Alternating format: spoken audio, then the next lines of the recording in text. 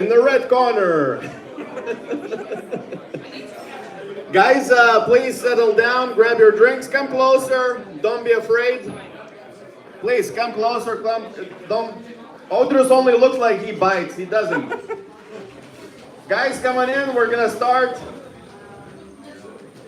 So it's my pleasure today to do this Q&A with you, Audrius.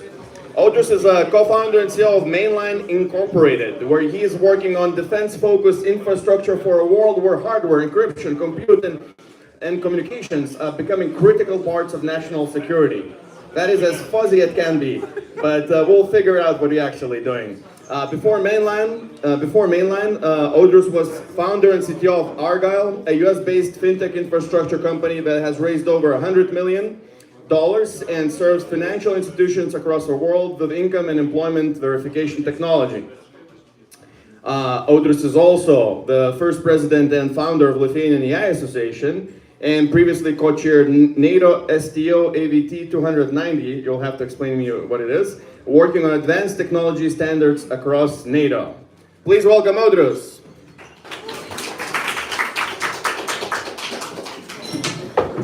So, Audrius. This is casual, nice, and close. Hey. Yes. We all have to fit into this train. If I say something wrong, you can punch me, just informal as it can be. Let's start, what is Mainline? What are you actually building? So, when you think about the world, there's only... Guys in the back, we're starting an interview here. If you really need to talk, go outside. Go to the balcony, okay? Thank you. That's all good. Drinks are free, so we have to. Yeah. So at Mainline, we're building tools that allow you to control numerous assets with few humans. Basically, we see warfare going to a place where you're only going to have few operators operating numerous assets. And those assets can be drones, those assets can be other things like sensors, but we're making something that's going to allow you to fight the future war when it comes to these. Well, thank you for doing it. It's definitely important in the current geopolitical situation. Maybe a little curveball, like how do you view our capabilities right now with drones flying over Lithuania and us not being able to find them even if they crash in our territory? So this is really interesting because I think our capabilities are quite similar to capabilities of most NATO countries actually. And capabilities in air defense of most NATO countries are as bad as everyone else's. So they are such way because air defense is essentially an intractable problem, meaning that it's always a lot more difficult to defend against something that's flying your way than to try and prevent that being there in the first place. I'm going to use two facts to illustrate this. We talk a lot about drones and anti-drone radars. There's few companies making those. They only work for a short distance, like 5 kilometers around them. Lithuania would need probably thousands of them. If you look up online how many anti-drone radars there are in the world right now, there's less than 1,000. Okay, so this is where we start when you think about drones and air defense. That's the current situation. You have Ukraine, you have Israel, you have UAE. They have had the best, essentially, air defenses because everyone donated or bought them. And they couldn't handle the drones. So neither can we, nor can anyone else. But that wasn't ever different. That was always the case. I don't want to ramble on too much, but the same was true for missiles, basically. Fair enough. So what is our biggest chance to actually get a handle of this? Like what are the low-hanging fruits? We heard a pitch here from Stratagon that's building a platform to hopefully be able to track them. What other options we have? So it's an interesting problem because you can look at how you need to solve it at a few layers. At the very strategic level, the best solution for air defense is not solving air defense, it's solving what's called deterrence. Mm-hmm. It's making sure the enemy doesn't want to strike you because he will strike them back. This is how anti-nuclear missile air defense was solved. For those who are nerdy enough and interested, I suggest Googling the anti-air defense treaty of 1972 between Soviet Union and the US, where both sides limited how many missiles they can have for air defense and how many radars they can have. Why would they limit how many radars they could have? They understood that if they're going to try and protect themselves fully, they're all going to go bankrupt, and it's much better to agree on a limited set of defenses and build deterrence. So deterrence is the real solution. Like, if you have enough drones to launch at the Kremlin, and Kremlin does that to you, and nobody wants to be in that situation, maybe it doesn't happen. We do not have that right now, right? The second way you solve air defense is through sensors. So drone radars, acoustic sensors, all sorts of sensors you can put out there. Makes sense. Well, hopefully we're gonna figure this out. So let's kind of maybe pivot now into the startup world. Let's say we are a startup thinking about deterrence or tracking or some other systems. How do you even start? Obviously, you have a lot of experience from previous engagements in NATO and Baltic Institute. I'm blanking now on a full name. Yeah. How do you start in this early stage? How do you not overbuild to just make something impressive? How do you even get initial feedback from these very large institutional customers? So this is a really interesting problem set, and it's very unique. And I think everyone's venturing into defense world with a really good heart that wants to do something right. But there is a line diagram of what needs to be built for war and what is military buying today, and those don't fully overlap. They don't fully overlap for numerous of reasons. But governments are the worst kind of clients anyone can have because they're big, they're large enterprises, they take a long time, and their purchasing power isn't. Their purchasing decisions aren't based on meritocracy only. They're based on geopolitical factors, they're based on all sorts of inefficiencies. So whenever you're building a startup, believing that the military knows what they need and also will buy what they need is an assumption you should not have. They will buy what they will buy for numerous reasons. They need what they think they need for numerous reasons, and there's probably other things that will be needed in the future. FPV drones didn't come from purchasing military equipment. They came from actual innovation. So it's a little bit of a pickle. Do you want to build something that will help you win the war and make you no money potentially? Or do you want to build something that military will buy today but will essentially be useless when fighting wars? So it's a tricky situation. It's something to balance. So without disclosing anything, obviously, like how are you approaching this in the high level? How would you describe it? Well, first of all, I believe that for any company to exist, you have to make money, right? And there's numerous ways to do it. You don't necessarily need to make all your money selling to the government or the military. You can do that, of course, if you're capable. But the defense sales cycle is pretty grueling. In 2015, when we were working with Saab in a certain air defense project, we had a project where 3 parties, including the government, Lithuania, and Saab, all agreed on the details of the contract. From the day we agreed on the details, still took us 2 years to sign the deal. There's no negotiations, everyone agreed on everything. Bureaucracy is slow.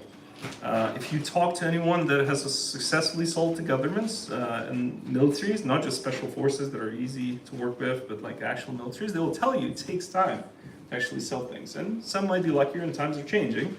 So you have to essentially balance being able to make revenue, potentially somehow and somewhere, in tool use, in civilian life, and in other procurements that are faster, and make something that takes a long time to sell. So what does this mean, this curse word that I said previously, this NATO STO AVT-290? And yeah, it's a number for STANAGs. So NATO's STANAGs are NATO standards, similar to ISO in the civilian world.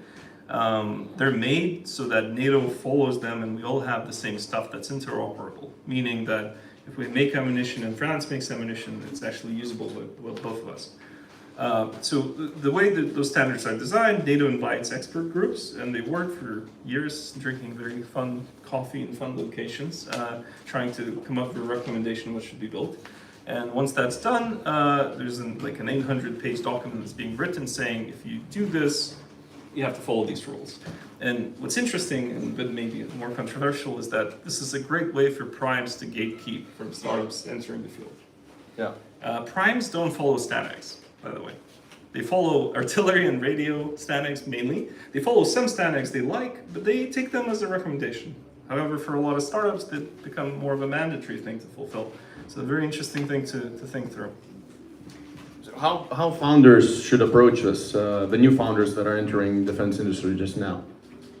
What do you mean, the standards? So it doesn't necessarily apply for primes, but let's say we're early stage startup and we're being asked for it. It might be in a public tender. Like how should an early stage startup think when they're just starting building a prototype, not participating in tenders or anything?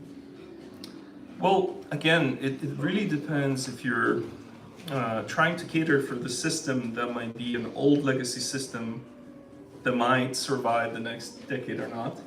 Like we hear all sorts of things and discussions, right? And things are changing in the world order. And there's a lot of bodies in the world order that potentially are changing, doing or not doing their task. And there's things that are useful in the war. I'm a proponent of building stuff that's actually useful and going to help us defend ourselves, because why else are we doing this? There's probably more fun things to be building than trying to, work across the bureaucracy that's essentially designed to slow down new players and benefit the big players. However, you do have to be conscious of what's there, and there's probably some hoops that are easier to jump through than others, and you have to essentially look at what can be built and who can be the purchaser of your product.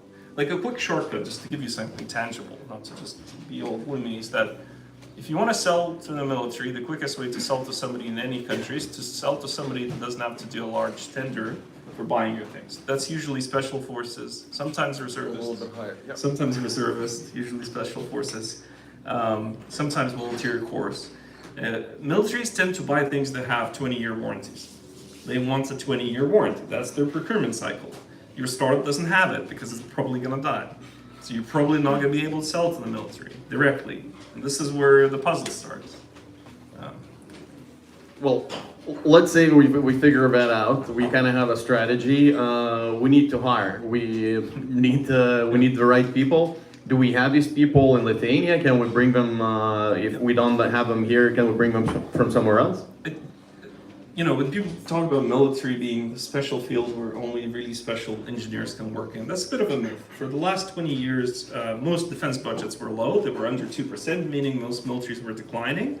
That was same true for companies, like prime companies. They didn't have the best talent. You entering into the field from the IT sector where the best talent was concentrated, you probably have a good enough of a talent to actually do things. So don't be intimidated by that. When it comes to hardware and special things, I would cautiously say that software engineers sometimes overestimate their ability to do hardware. Hardware is great, but you have to realize it's called hardware for a reason. It is very hard. So that's the only cautious advice I have. So, do you find that we have enough talent pool in Lithuania in general, or have you already looked, for example, for your company, for Mainline abroad to bring some engineers?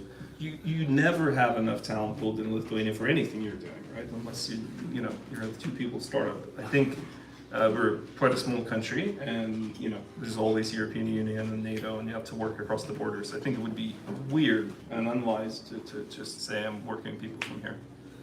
So, let's say let's look at the broader picture now in Europe. Like obviously across Europe, more and more funding is going into defense tech. What are you happy to see? What are we actually doing right in Europe? The more and more money going to defense is good. I think we need to build a way for that money, some of it to be designed for what I call engineering cores. So militaries have to build engineering capabilities. That has happened in Ukraine. That is slowly happening here. We just had an announcement for unmanned aerial forces in Lithuania called ANBO. It's going to be a division. Not a division, a brigade level attachment, I guess. But what we need is militaries being able to do engineering work and a procurement process that allows new startups to sell to those parts of the militaries. Right now, people say it's hard to sell software to the militaries. It's true, and the reason for that is because they don't have end users. There's nobody that can easily deploy software, work with the software. Why? Because they lack personnel. Why? Because for 20 years nobody wanted to go and work there because they could work on blockchain or something else, right? So we need to essentially fund an ability for militaries to adjust things in the wartime, not just be users of some nicely manufactured thing. Yeah, I guess what I'm fishing here for is, let's say some people are thinking of joining or going into defense and starting something. So maybe let's where we lag behind, let's say Israel or United States, where we should really kind of step up, or people could do something, because drones and tracking drones, okay, that's everyone understands that's a must now. What else? What we should look at? Are you asking from a startup perspective? From startup perspective, yeah. Yeah, okay, gotcha. Yeah. There's quite a few problems in the military that are very boring but very useful to solve. Like, for example, at least a decade ago, NATO forces, when they did the exercises, didn't have a common system to book shooting ranges together. There's no calendar invite. They would use paper still. This is true. There's a lot of cases like this where simple things potentially can solve big problems. Digitalization never has happened in militaries the way they happen in some parts of the government. So when you're thinking about the most sci-fi solution, remember that the user for that might not exist, and you might have to look at pretty simple, useful things you can do. And those could just be data integration issues. Those could be UI issues. Ideally, you want to find a way to work and solve that for somebody that's already selling to the military, like large primes and others, and try to explore that direction instead of assembling a 3-people crew and then trying to sell to the largest enterprise on earth. So let's say we figure out our idea, like from practical advice, like what would be your top tip or top 3 tips for people who are going into defense for the first time? Okay, so one thing I would say is that a lot of people seem to hear that there's a lot of money coming into defense. There's definitely a trend here, and they want to do it because of those reasons. I would caution them from doing that. You have to do it just because you kind of can't do anything else. You want to do it because you feel like it's purposeful.